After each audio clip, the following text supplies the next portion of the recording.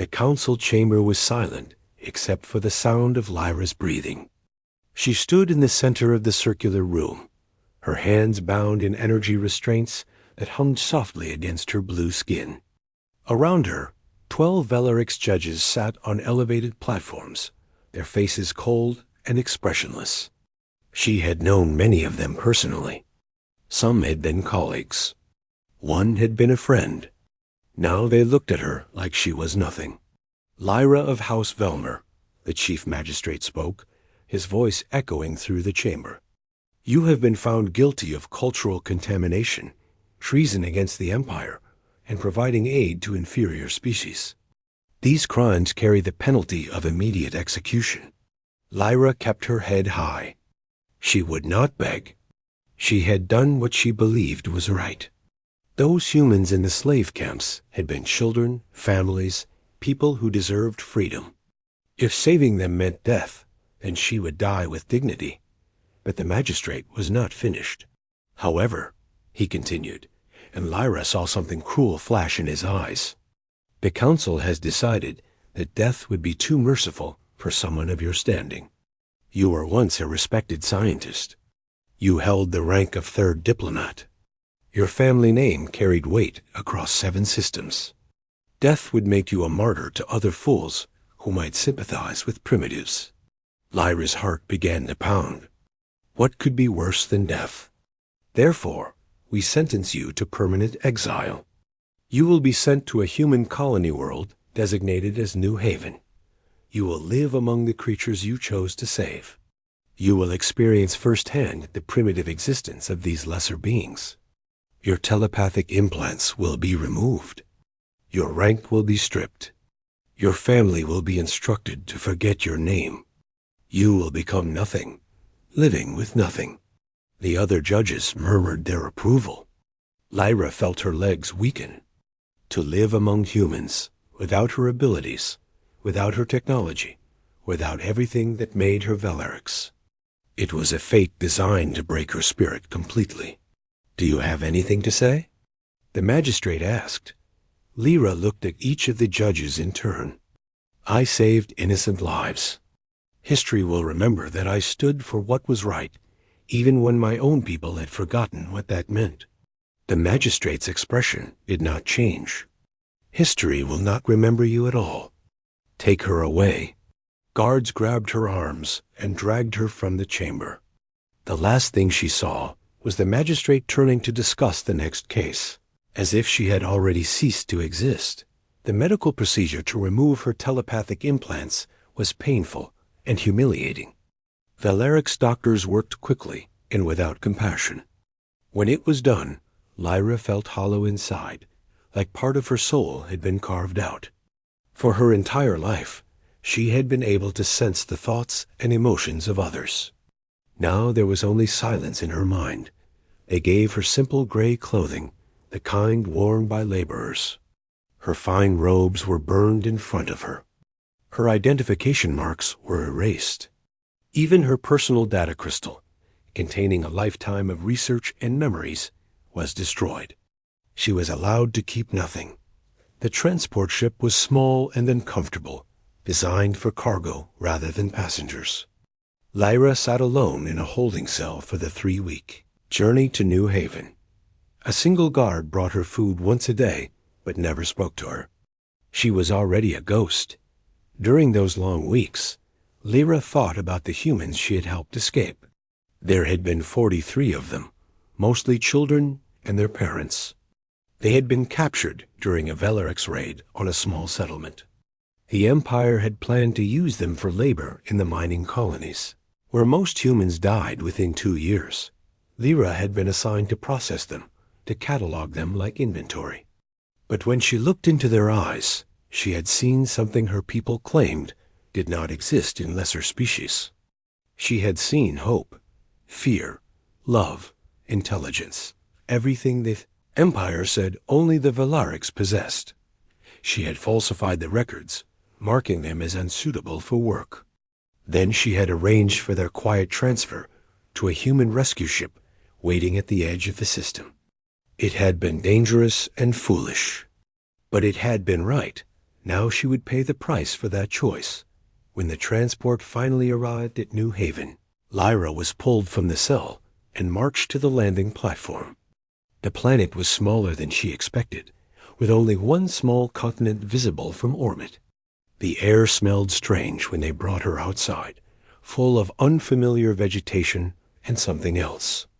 Something organic and alive that Valeric's worlds always filtered out. A group of humans waited near a simple building. They looked rough and worn, dressed in practical clothing stained with dirt. Several carried weapons, though they kept them lowered. Their faces showed fear and anger as they watched her approach. One man stepped forward.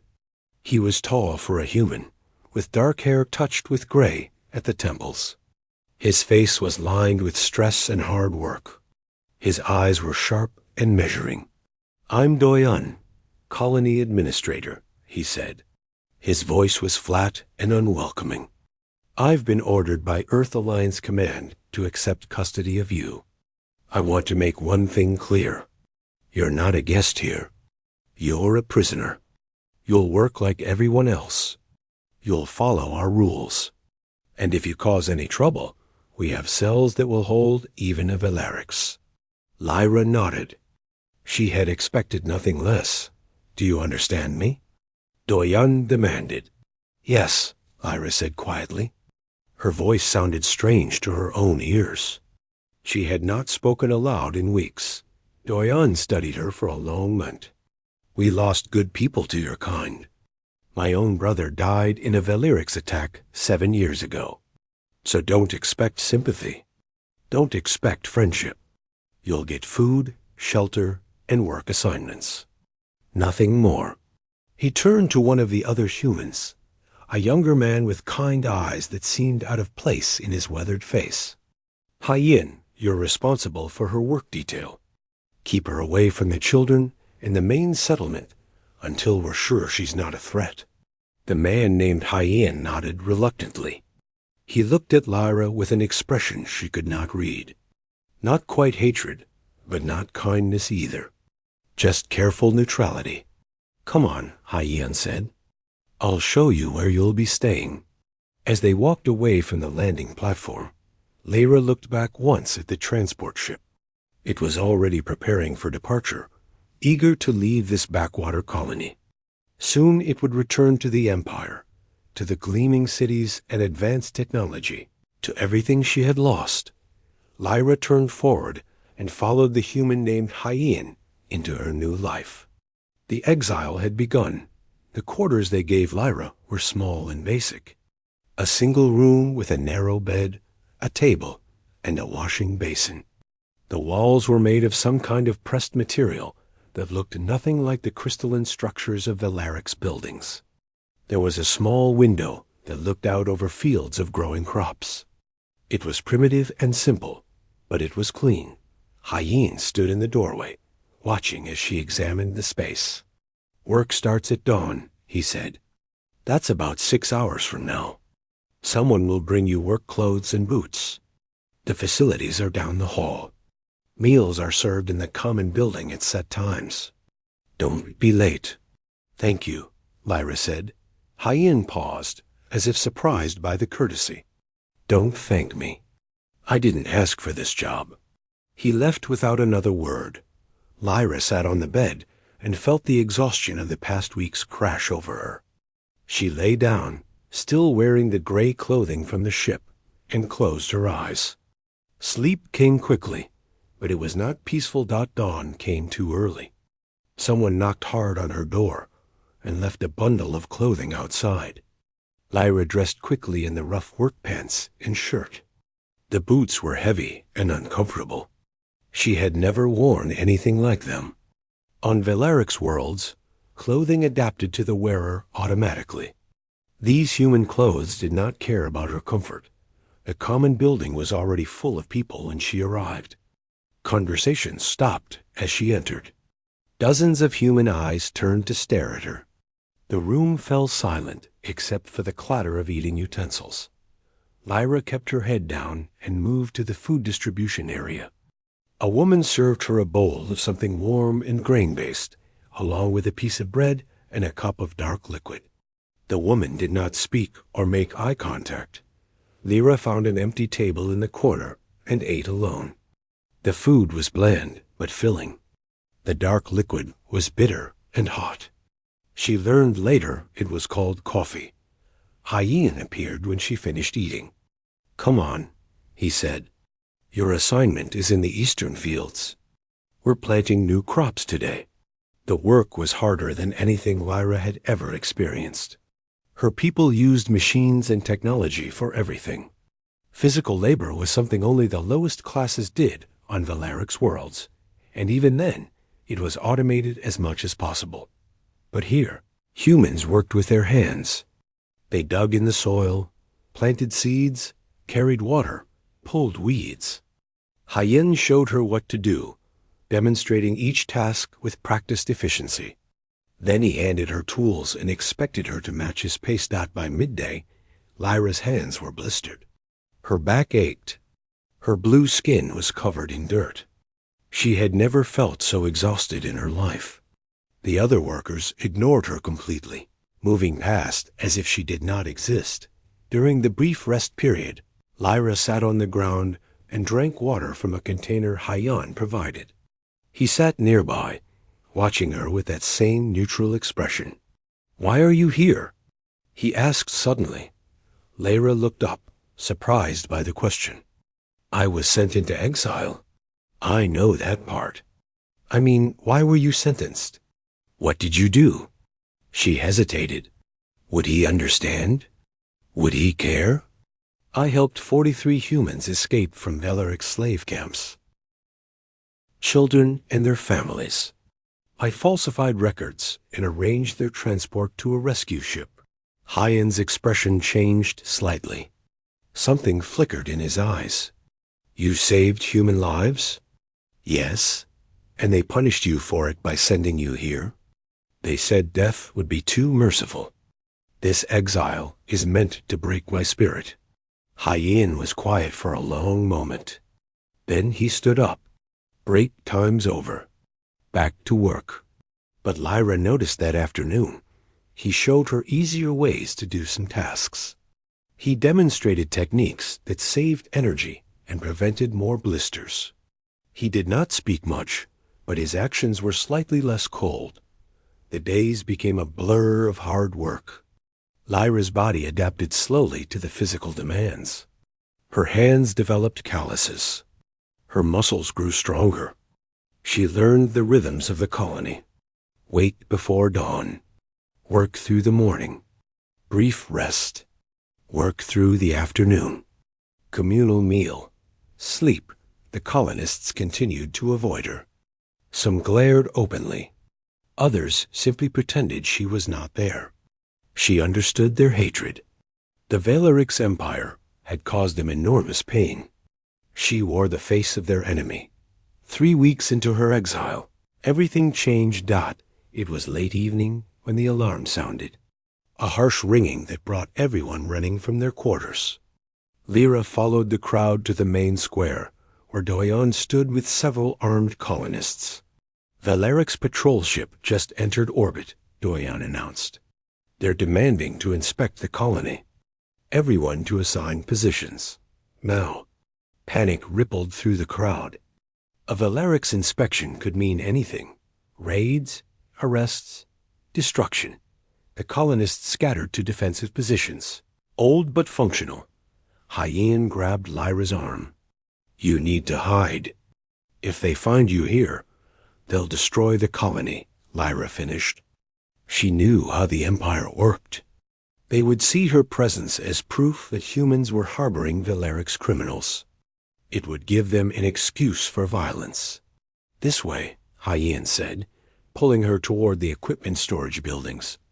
He led her deep into a storage area, filled with farming machinery and supplies. Together they moved heavy equipment to create a hiding space in the corner. Lyra crawled inside, and Hyen piled containers in front of the opening. "Don't make a sound," he whispered. "No matter what you hear." Through gaps in the containers, Lyra watched as Valeric's soldiers entered the storage building. They were efficient and thorough, checking every corner. Her heart pounded so loud she was certain they would hear it. One soldier moved close to her hiding place. His scanner beeped as it swept the area. Lyra held her breath. Then she heard Hyun's voice. "Looking for something specific?" The soldier turned. "This building shows unusual energy readings." "That's the irrigation pump system," Hyun said calmly. "We just installed new power cells last week. They're still calibrating." The soldier studied him suspiciously. "You seem very calm for a human facing Valeric's inspection." "We have nothing to hide," Hyun replied. "We're just farmers trying to survive." "Check whatever you want." The soldier hesitated, then moved away from Lyra's hiding spot. He rejoined his unit, and they left the building. Lyra stayed hidden for hours until Hyun finally returned. "They're gone," he said, moving the containers aside. "Their ship left orbit 10 minutes ago."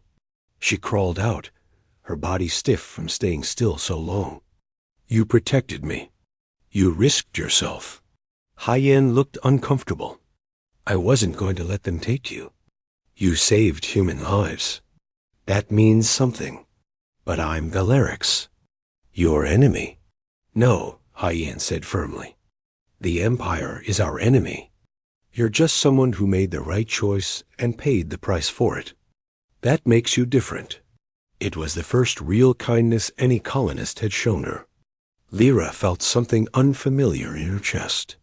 It took her a moment to recognize it as gratitude. "Thank you, Hyun." He nodded and turned to leave, then paused. "My wife died 3 years ago. Valeric's raid on a neighboring colony. I hated your entire species for a long time. Maybe I still do sometimes. But I'm trying to remember that hate only creates more pain." She wouldn't have wanted that. Before Lyra could respond, he walked away into the night. Something had shifted between them in that moment. A small crack in the wall of distrust. It was not friendship, not yet. But it was a beginning. 2 months after the Valeric's inspection, a little girl named Minji became very sick. She was only 7 years old, the daughter of one of the farmers who worked in the southern fields. At first, her parents thought it was just a common fever. But by the 3rd day, Minji could not keep food down and her temperature kept rising. The colony doctor did everything he could, but his medical supplies were limited.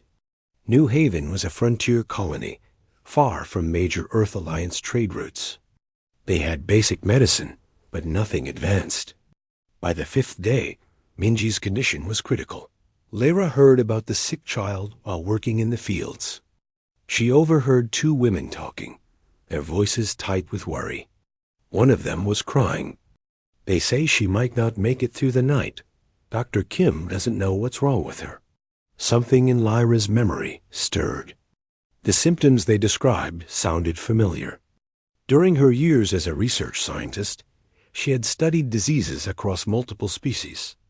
There was a particular illness that affected children in developing colonies. It was rare, but treatable if caught in time. She found Hyun during the evening meal. "The sick child, Minji. I need to see her." Hyun looked surprised. "Why?" "I think I know what's making her sick. I studied colonial diseases as part of my research. If I'm right, she needs specific treatment immediately, or she will die. Her parents will never let you near her. You're Valerix. Then people need to decide what matters more, their hatred of me or saving a child's life." Hyun stared at her for a long moment, then stood up. "Come with me." They went to Doyon first.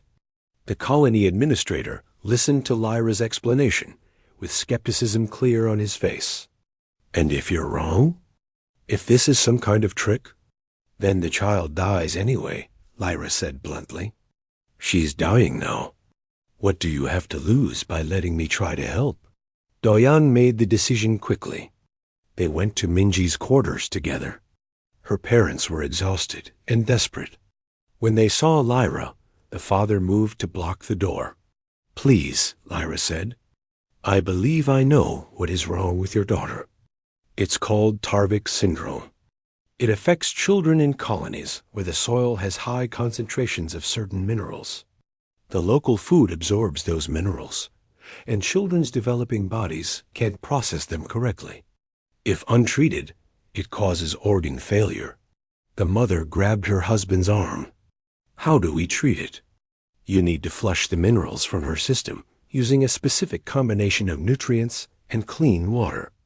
The colony medical supplies should have what we need, but the dosage must be exact. Too much or too little won't work. Dr. Kim, the colony doctor, had been listening from inside the room. He looked at Doyun. I've heard of Tarvik syndrome, but I've never treated it. We don't have detailed medical databases here. If she knows the correct treatment protocol. Minji's father stepped aside. Help her, please. For the next 8 hours, Lyra worked alongside Dr. Kim. She calculated exact dosages based on Minji's weight and the severity of her symptoms. They administered the treatment in careful stages, monitoring the child's vital signs constantly. By dawn, Minji's fever had broken. She was still weak, but her color was better, and she was resting peacefully. She would recover. The parents wept with relief. Minji's mother hugged Lyra, who stood frozen, unsure how to respond to the physical contact. Thank you, the woman whispered. Thank you for saving our baby. Word spread quickly through the colony. The Valeric's exile had saved Minji's life. Attitudes began to shift, slowly but noticeably. People still kept their distance, but the open hostility faded. Some even nodded to her in passing. Dr. Kim asked Lyra to help him reorganize the medical supplies and share her knowledge of colonial diseases. She spent several afternoons teaching him about conditions he might encounter. The doctor was grateful and respectful, treating her as a colleague rather than a prisoner. Then something unexpected happened. A group of colonists approached her one evening after dinner.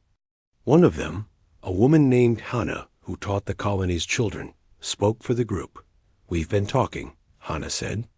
Our children need better education, especially in sciences. We only have basic teaching materials here. We heard you were a scientist before. Would you be willing to teach our kids? Lyra was stunned. You want me to teach your children? Minji talks about you constantly. She tells everyone that you saved her life. The other kids are curious now, instead of scared. And honestly, we need the help. If you're willing. Lyra agreed immediately. Teaching gave her a purpose beyond manual labor. It gave her a way to contribute something valuable to the colony. The classes started small, just a handful of curious children in a corner of the common building. Lyra taught them about plant biology, about how to identify soil nutrients, about basic chemistry using simple experiments. The children were bright and eager to learn. They asked endless questions, and Lyra discovered she enjoyed answering them. Hyen's 2 children, Ji-woo and Somin, eventually joined the classes. They had been afraid of Lyra at first, but Minji had convinced them she was safe. Ji-woo, who was 9, loved learning about the stars. Somin, who was 6, wanted to know why plants were green. Through the children, Lyra began to understand human culture in ways she never had before. They were open and honest in ways adults rarely were. They showed her their drawings. They shared their snacks. They told her about their dreams and fears without hesitation. One afternoon, Somin brought her a flower she had picked in the fields. This is for you, Teacher Lyra, because you're nice and you make learning fun. Lyra held the small flower carefully. On Valeric's worlds, no one gave gifts without expecting something in return. But Somin just smiled and ran back to her friends. The gesture was pure kindness, expecting nothing. That evening, Hyen found Lyra still holding the flower. She likes you, he said. Both my kids do. They talk about your classes all the time. They're wonderful children. You've raised them well. Hyen sat down beside her. It had become a habit, these evening conversations. They talked about the day's work, about colony matters, about nothing important. But the talks had become something Lyra looked forward to. It's been hard, raising them alone, Hyen admitted. After my wife died, I didn't know if I could do it. Some days I still don't. But they keep me going. They remind me why we're all here, trying to build something better. Tell me about her. Your wife, Hyen smiled, though there was sadness in it. Her name was Yuna. She was a botanist, incredibly smart. She loved this colony, believed in what we were building here. When the Valerics attacked the neighboring settlement, she was there helping them develop new crop strains. She died protecting the research center, making sure others could escape with the data. I'm sorry, Lyra said softly. I blamed all Valerics for a long time. It was easier than accepting that sometimes terrible things just happen. But you've made me realize that individuals aren't their species. You chose differently than your people. That took courage. They sat in comfortable silence as the sun set over the colony. Somewhere in the distance, children were playing. Lyra could hear Ji-Woo's laughter mixed with others. Can I ask you something? Hyen said. Do you regret it? Helping those humans escape? Knowing it cost you everything? Lyra thought about her old life. The prestige, the power, the comfort. Then she thought about those 43 people she had saved. About Minji, healthy and playing with her friends. About Summon's smile when she gave her that flower. About these evening talks with Hyen. No, she said. I don't regret it. Not anymore. Hyen looked at her with an expression she was learning to recognize. Respect, understanding, maybe even the beginning of something more. The colony was having a festival in 2 weeks. It was an annual celebration marking the anniversary of New Haven's founding. Hyen mentioned it casually as they walked back from the fields one day. There's music, dancing, food. Everyone contributes something. It's one of the few times we all just relax and enjoy ourselves. It sounds nice, Lyra said. Hyen hesitated, then spoke quickly, as if forcing the words out before he could reconsider. Would you like to come? I mean, with me and the kids. So you're not alone. Lyra felt her heart beat faster. Yes, I would like that very much. The festival was more beautiful than Lyra had imagined. The colonists had decorated the main square with colorful lights and hanging plants. Tables were filled with food that people had spent days preparing. Musicians played instruments Lyra had never seen before, creating sounds that stirred something deep inside her. Hyen kept his promise. He arrived at her quarters with Ji-Woo and Somin, both dressed in their best clothes and barely containing their excitement. Somin immediately grabbed Lyra's hand and pulled her toward the square, chattering about all the things they were going to do.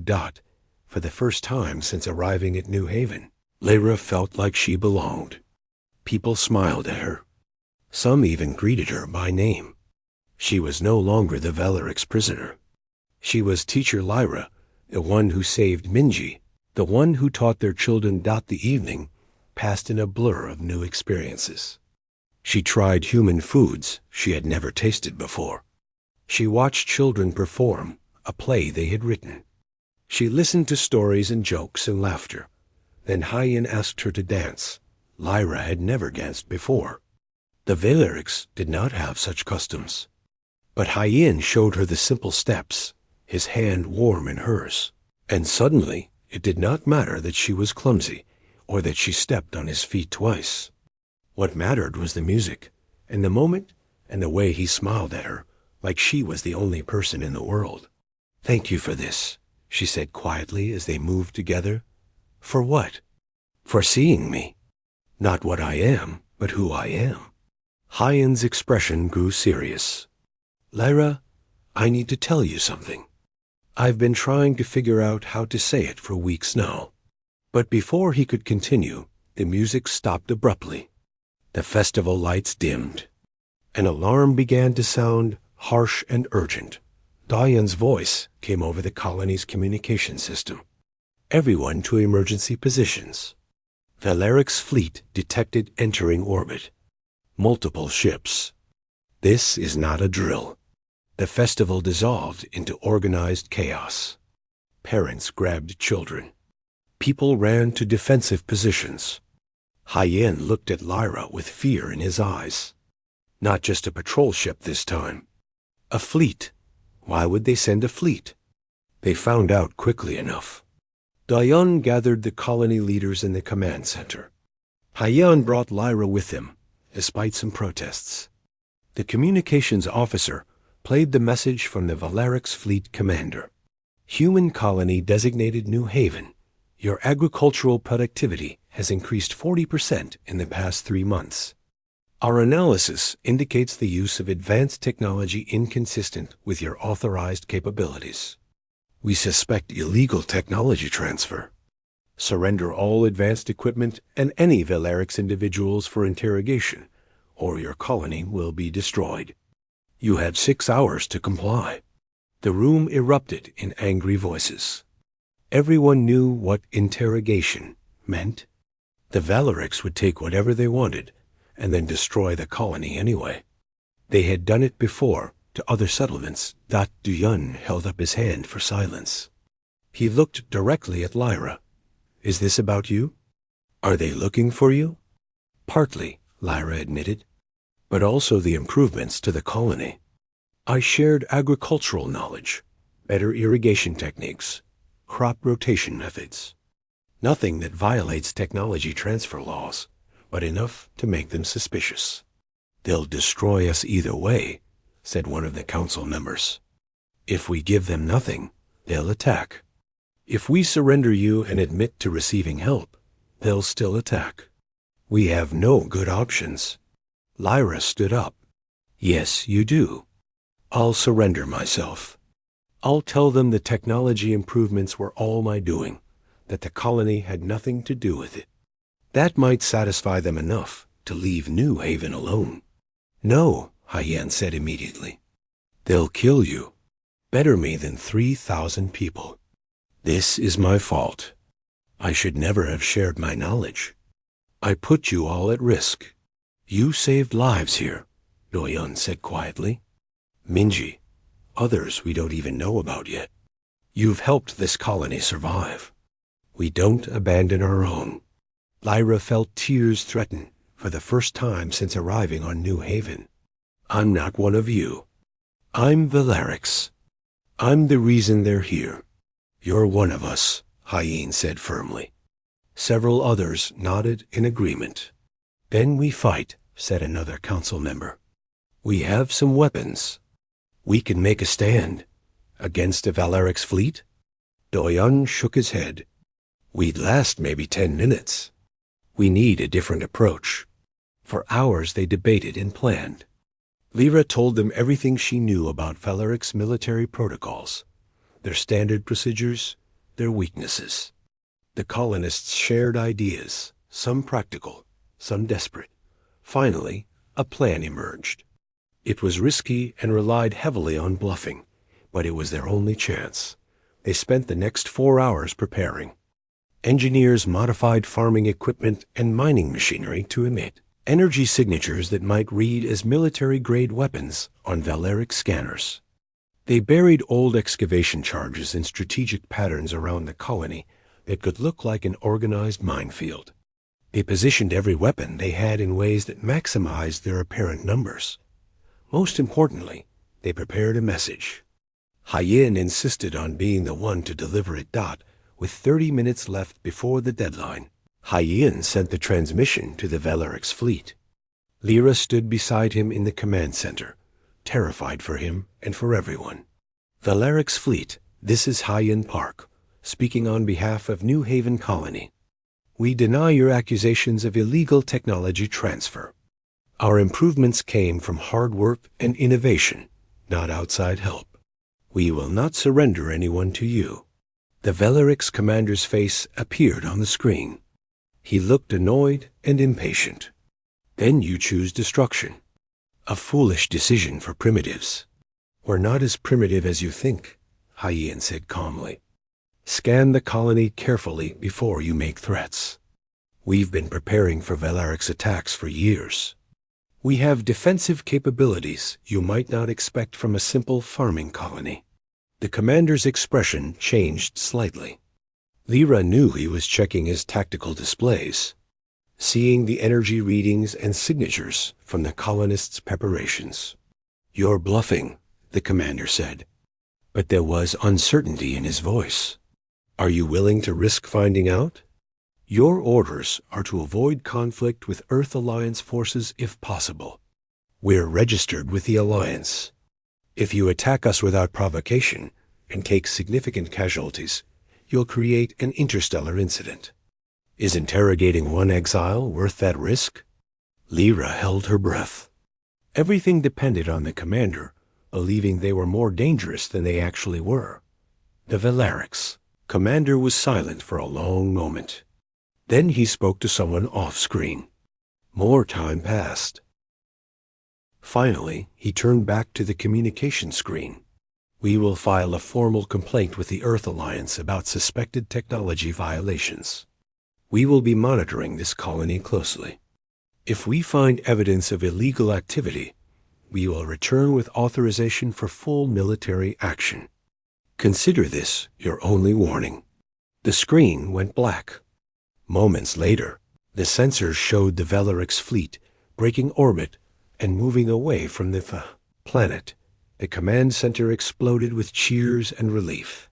People hugged each other. Some cried. They had done the impossible. They had faced down a Velarix fleet and survived. Hyen turned to Lyra. Without thinking, he pulled her into his arms.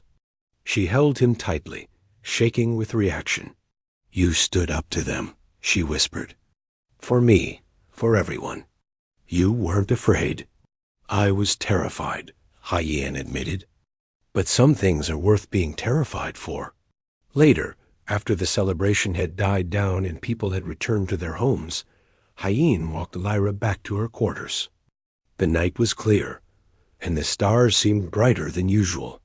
They'll come back someday, Lyra said quietly, with authorization and more ships. Today bought us time, nothing more. Then we'll use that time to prepare. The Earth Alliance knows about us now. Doyan sent them a full report about the Velarix threats. They're sending military advisors and better defensive equipment. New Haven won't be helpless next time. They stopped outside her door. Hyen took her hands in his. Lyra, what I was trying to tell you at the festival. Before everything happened, I need you to know that somewhere along the way, you became important to me. More important than I ever expected. You've changed how I see the world, how I see the future.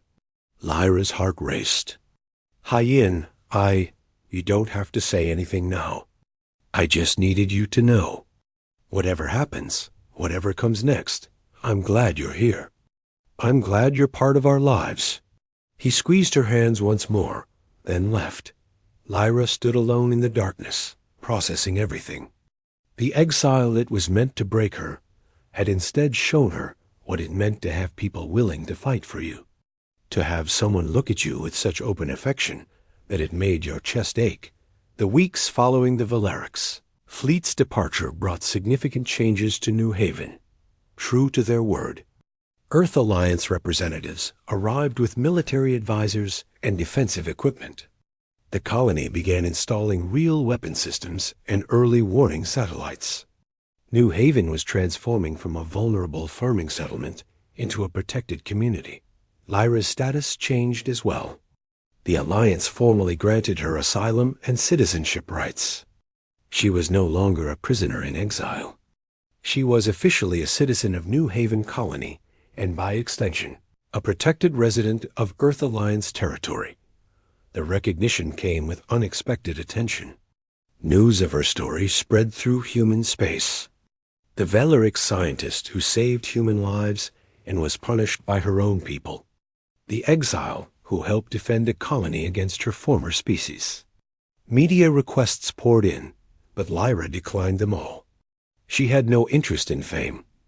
What interested her was the life she was building. Her teaching classes had expanded significantly. She now taught advanced sciences to both children and adults.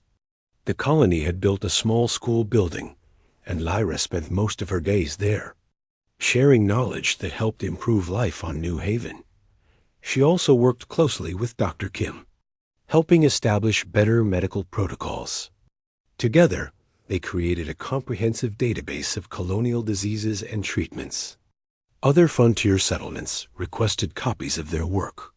Lyra's research was saving lives across multiple colonies now, but the most significant change was personal. 3 months after the Valerix fleet incident, Lyra and Hyan were sitting together watching the sunset. It had become their ritual, these quiet evenings after work. Sometimes they talked. Sometimes they simply enjoyed the companionable silence. Ji-woo asked me something today, Hyan said. He wanted to know if you are going to be his new mother. Lyra's breath caught. What did you tell him? I told him that was a question for adults to figure out first. But it made me realize I've been avoiding something important. He turned to face her fully. Lyra, somewhere between being your supervisor and your friend and your defender, I fell in love with you. The words hung in the air between them.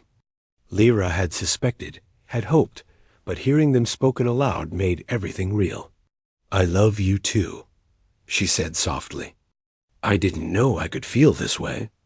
My people don't really have love like this. We have partnerships and arrangements, but not this. Not this feeling like my heart might burst when I see you with your children. Not this certainty that I would do anything to protect you and make you happy. Hyan smiled, and it was like sunrise. So what do we do about it? I don't know the human customs for this. On my world, partnerships were formal contracts negotiated by families. Well, on Earth, when two people love each other, they usually start by admitting it, which we just did. Then they spend time together, figure out if they work well as a couple, and eventually they might get married. Married? It's a ceremony where two people commit to sharing their lives together, building a future as partners. Lyra considered this. I would like that. The building a future together part. But Hyan, you need to understand what you're choosing. I'm Valerix. I'll always be Valerix. That comes with complications. I know exactly what I'm choosing. I'm choosing you. Not your species, not your past. You, the woman who saved Minji, who teaches my children with such patience and care, who stood with us against the fleet, who makes me believe in second chances. He leaned forward slowly, giving her time to pull away if she wanted. But Lyra did not want to pull away.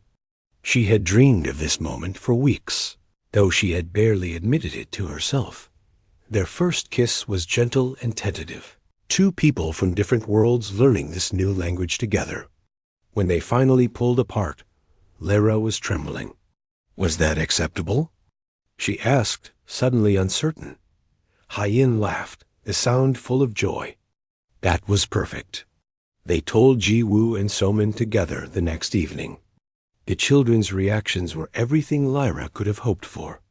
Somin cheered and immediately declared that she had known all along. Ji-woo was more reserved, but smiled and hugged Lyra tightly. Does this mean you're staying forever? Somin asked. Yes, Lyra said, looking at Hyan. This is my home now.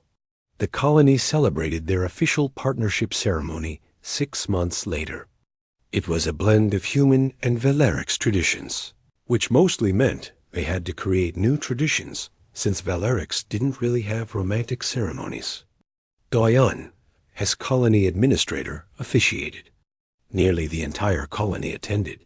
Minji, fully recovered and healthy, was the flower girl. She took her job very seriously, carefully dropping petals along the path where, Lyra and Hyen would walk. Lyra wore a dress that combined human style with colors traditional to Valeric's formal occasions. Hyen wore his best suit. Ji-woo and So-min stood beside them, officially becoming her children as much as his. When Do-yeon asked if they promised to care for each other, to build a life together, to face whatever challenges came as partners, they both said yes without hesitation. The celebration afterward was joyful and loud. There was music and dancing and more food than Lyra had ever seen in one place. People congratulated them, welcomed her officially into the colony family, and toasted to their future. Late in the evening, Lyra found herself standing alone for a moment, watching the festivities. She thought about the council chamber where she had been sentenced. The magistrate who had promised her a life of suffering among primitives. He had meant it as the worst possible punishment. Instead, it had become the greatest gift of her life. "What are you thinking about?" Hyen asked, appearing beside her with 2 cups of something sweet and sparkling. "I was thinking that I should write a letter to the Valeric's council. Thank them for sending me here." Hyen laughed. "Somehow, I don't think they'd appreciate the irony." "Probably not. But it's true. They meant to break me, and instead, I found everything I never knew I was missing." They stood together watching their friends and family celebrate. Ji-woo was teaching some younger children a dance. So-min was showing off her new dress to anyone who would look. Do-yeon was arguing good-naturedly with Dr. Kim about something medical. Minji's parents waved at Lyra from across the room. This was her life now. These were her people. This was home. 5 years later, Lyra stood in the doorway of their house, watching the morning chaos with fond amusement. Ji-woo, now 14, was frantically searching for his homework. So-min, 11, was trying to convince her father that she absolutely needed new shoes before school started. And in the middle of it all, 3-year-old Hana was making a general mess with her breakfast. Hana was their daughter, the first known hybrid of human and Valeric's genetics. Her skin was a soft lavender color, lighter than Lyra's blue, but distinctly not human pink. She had Hyun's dark eyes and Lyra's facial structure. She was healthy, brilliant, and completely adored by her entire family. Her birth had been a miracle. Doctors had not been sure if human Valeric's reproduction was even possible. But Hana had arrived healthy and strong, proving once again that the universe held more possibilities than anyone expected. "Teacher Lyra, are you ready for class?" A voice called from outside. Lyra smiled. Even though she was now Dr. Park officially, many of the original students still called her Teacher Lyra. She did not mind. The school had grown substantially. New Haven now had a proper academy with multiple teachers, but Lyra still taught the advanced science courses. Students came from other colonies specifically to study with her. Her research had been published in several Earth Alliance scientific journals. Universities had offered her positions, but she always declined. Her place was here. She walked to the academy building, which sat on a hill overlooking the expanded colony. New Haven had tripled in population. New buildings had been constructed. The fields produced more than enough food for the colony and generated income through exports. What had been a struggling frontier settlement was now a thriving community. Lyra's classroom was full of eager young faces, both human and, recently, a few other species. The Earth Alliance had designated New Haven as a model for multi-species cooperation. Other alien refugees who wanted to escape oppressive systems sometimes sought sanctuary or dot. As she began her lecture on advanced biology, Lyra noticed a message notification on her datapad. She would check it later. For now, she had students to teach. But during the lunch break, she finally read the message. It was from an encrypted source, routed through multiple relays to hide its origin. The content made her hands shake slightly. The message was from other Valeric scientists. They had heard her story. They agreed with her views about humanity and other species. They were forming a secret network, working to change Valeric society from within. They wanted her knowledge and support. A peaceful revolution was beginning in the Valeric's empire.